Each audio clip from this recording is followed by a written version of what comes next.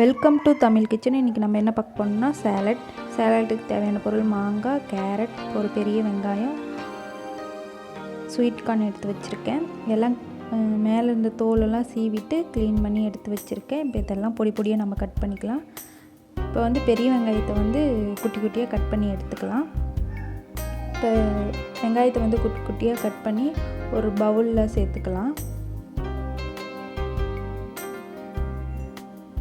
ஒரு பவுலில் கண்ணாடி பவுல் எடுத்து நான் கட் பண்ண பெரிய வெங்காயத்தை எடுத்துக்கிட்டேன். இப்போ கேரட் அதே மாதிரியே பொடி பொடியாக கட் பண்ணி அதையே எடுத்து சேர்த்துக்கலாம்.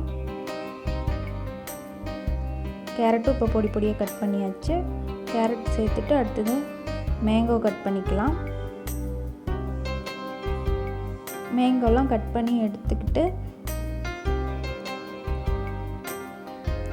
இது இப்போ குட்டீஸ்க்கெலாம் ஸ்கூல் ஓப்பன் ஆக போகுதில்ல, அவங்களுக்குலாம் இந்த மாதிரி சேலட் செஞ்சு கொடுத்தீங்கன்னா கண்டிப்பாக விரும்பி சாப்பிடுவாங்க. எங்கள் வீட்டு குட்டீஸ்லாம் நல்லா விரும்பி சாப்பிடுவாங்க. அவங்களுக்காக தான் இது செஞ்சிகிட்ருக்கேன். இப்போ மாங்காயும் பொடி பொடியாக கட் பண்ணியாச்சு. மாங்காயும் சேர்த்துக்கலாம்.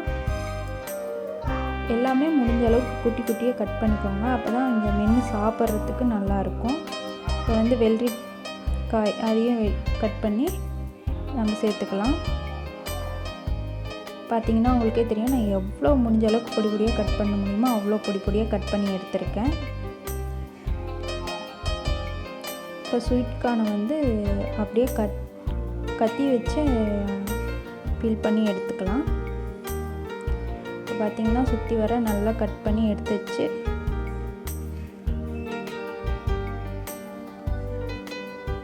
இதெல்லாமே பவுலில் சேர்த்துட்டு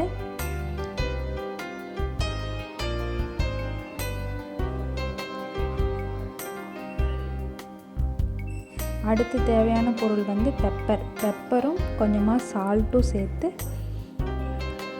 இப்போ பெப்பர் கொஞ்சம் காரத்துக்கு உங்களுக்கு உங்கள் குட்டீஸ் எவ்வளோ காரம் சாப்பிடுவாங்களோ அதுக்கு தகுந்த மாதிரி நீங்கள் பெப்பர் சேர்த்துக்கோங்க. லைட்டாக ஒரு பிஞ்ச் உப்பு சேர்த்தா போதும். சேர்த்துட்டு ஒரு ஃபோர்க்கை வச்சு நல்லா மிக்ஸ் பண்ணி விடுங்க. ஒரு 2 நிமிஷத்துக்கு நல்லாவே கிளறி விட்டு மிக்ஸ் பண்ணி விடுங்க. எந்த அளவுக்கு மிக்ஸ் பண்ணி நீங்கள் எல்லா காயுமே மிக்ஸ் ஆகிற அளவுக்கு நல்லா மிக்ஸ் பண்ணி விட்டிங்கன்னா தான் டேஸ்ட் நல்லாயிருக்கும். 1-2 மிக்ஸ் பண்ணிடாதீங்க. நல்லா எல்லாமே மிக்ஸ் ஆகிற அளவுக்கு நல்லா ஃபோர்க்கை வச்சு மிக்ஸ் பண்ணி விட்டுருங்க. அவ்வளோதான், சிம்பிள் சேலட் ரெடி ஆயிடுச்சு. கண்டிப்பாக உங்கள் வீட்டு குட்டீஸ்க்கெலாம் செஞ்சு கொடுத்து பாருங்கள். கண்டிப்பாக விரும்பி சாப்பிடுவாங்க.